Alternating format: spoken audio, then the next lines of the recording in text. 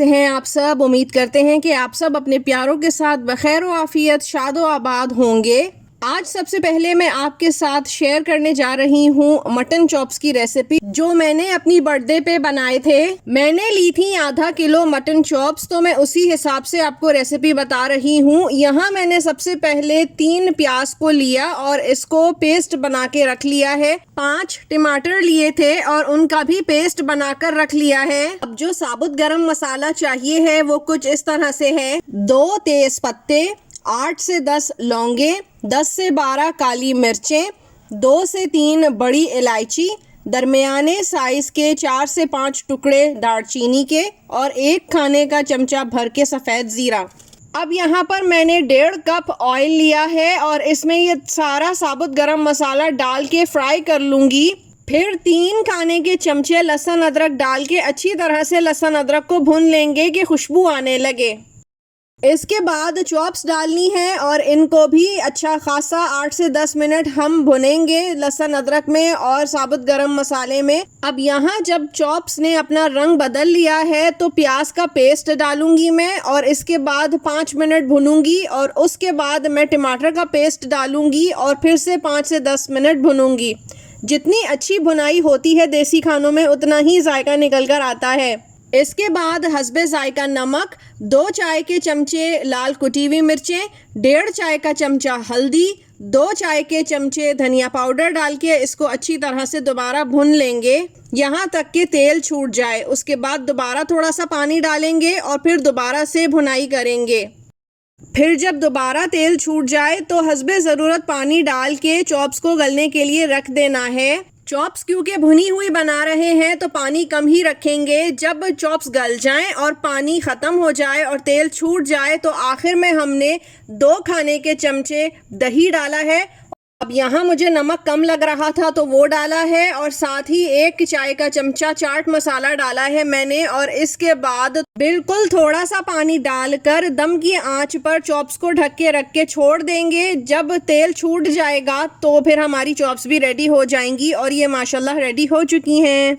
Recipes जो मैं आपके साथ शेयर कर रही हूँ ये वो हैं जो मैंने अपनी बर्थडे पे बनाई थी, लेकिन बाकी का व्लॉग उसके बाद के दिनों का है। तो मेरे पास 2 दिन बाद पोल्का डॉट्स से एक और पार्सल आया था जो मैंने मंगाया।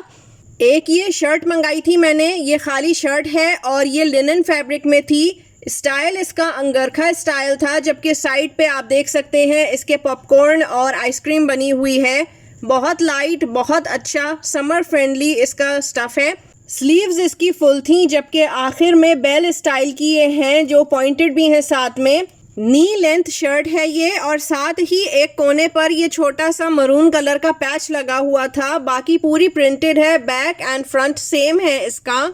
दूसरा ये मैंने टाई एंड डाई कॉर्सेट मंगाया था, बहुत ज़बरदस्त, इतना अच्छा इसका फैब्रिक है कि मैं आपको बता नहीं सकती। फ्रंट से इसके जो है ये बेल्ट दी हुई है साथ में, आप चाहें तो एडजस्ट भी कर सकते हैं। और बटरफ्लाई स्टाइल इसकी शर्ट है।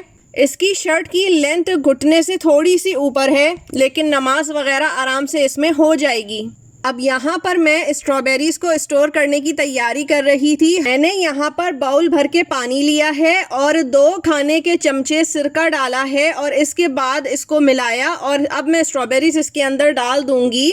स्ट्रॉबेरीज के फ्लेवर में विनेगर का कोई इफेक्ट नहीं आता, बस मतलब ये होता है कि स्ट्रॉबेरीज में जो पोर्स होते हैं उनकी सफाई अंदर तक हो जाए। और इसके बाद इनको 10 से 15 मिनट के लिए छोड़ देना है। आप देख सकते हैं पानी कितना गंदा हो गया है, बस यही गंदगी निकालनी है और इसीलिए हम विनेगर डालते हैं। इसके बाद मैंने वो पानी फेंक दिया और फ्रेश पानी से अच्छी तरह से ये मैंने धो ली हैं स्ट्रॉबेरीज। अब मैं करूँगी ये कि मैंने एक साफ़ बर्तन लिया है और उसके मैं सबसे पहले लगाऊंगी लेयर शुगर की। 2 से 3 चाय के चम्मच डाल दिए हैं मैंने और इसके बाद मैं स्ट्रॉबेरीज की लेयर लगाऊंगी ऐसे कि ये एक दूसरे के ऊपर ओवरलैप ना हो।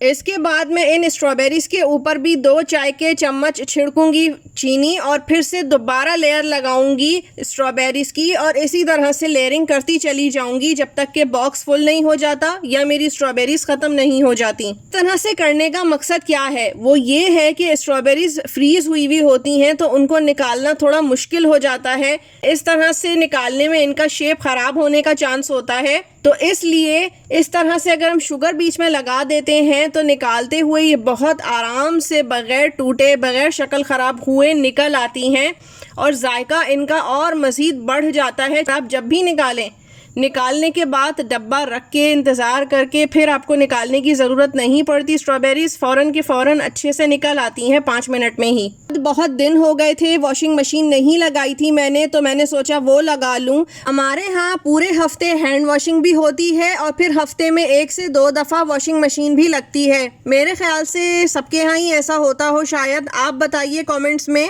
मैं यहाँ वॉशिंग मशीन लगाकर कपड़े धोने में मसरूफ़ थी तो मेरी बेटी मेरे लिए माशाल्लाह दूध पत्ती और कुछ बिस्किट्स वगैरह लेकर आ गई थी। रात के खाने में हमारे यहाँ दाल चावल थे और साथ ही मैंने आलू बना लिए थे मसाले वाले। अब हुआ जाता है इस्लामिक सेगमेंट का टाइम। आज जिस मसले के लिए मैं आपको वजीफ़ा बता रही हूँ, मुझे ऐसा लगता है ये मसला बहुत ज़्यादा पेश आने लगा है। ऐसा बहुत देखा जाता है कि खुशहाल घरानों में एकदम जो है वो परेशानियाँ, मुश्किलें, लड़ाई झगड़े, नफाक, दिलों में तंगी पैदा होने लगती है। ख़ासकर अगर बात की जाए ना मियाँ बीवी के रिश्ते की, तो इस रिश्ते को बहुत जल्दी नज़र लगती है। इसके लिए मैं आपको आज एक बहुत मुजरब वजीफ़ा हदिया कर रही हूँ। फिर चाहे आप मियाँ बीवी हों, आपके घराने पर या आपके रिश्तों पर। साथ ही अगर आपको ऐसा लगता है कि आपके बच्चों के ऊपर भी नज़र लगी हुई है, नज़र का असर है, तो आप इस वजीफ़े को कीजिए। इंशाअल्लाह जैसी भी नज़र होगी, सख्त से सख्त नज़र भी इससे टूट जाएगी। करना आपने ये है कि दिन के किसी भी वक्त बावजू होकर अव्वल आखिर 3 मरतबा दुरूद इब्राहिमी पढ़ना है और साथ ही 41 मरतबा सूरह आदियात पढ़नी है। और इसके बाद पानी पर दम करके वो पानी खुद भी पीजिए और जिस पर नज़र लगे होने का शुबा हो उसको भी पिलाइए। इंशाअल्लाह नज़र बद का असर फ़ौरन ही ज़ाया हो जाएगा। ये अमल सिर्फ 3 दिन तक लगातार करना है। मुझे उम्मीद है मेरी आज की बातें आपको कारआमद लगी होंगी। अगली दफ़ा तक के लिए मुझे इजाज़त दीजिए। अल्लाह हाफ़िज़।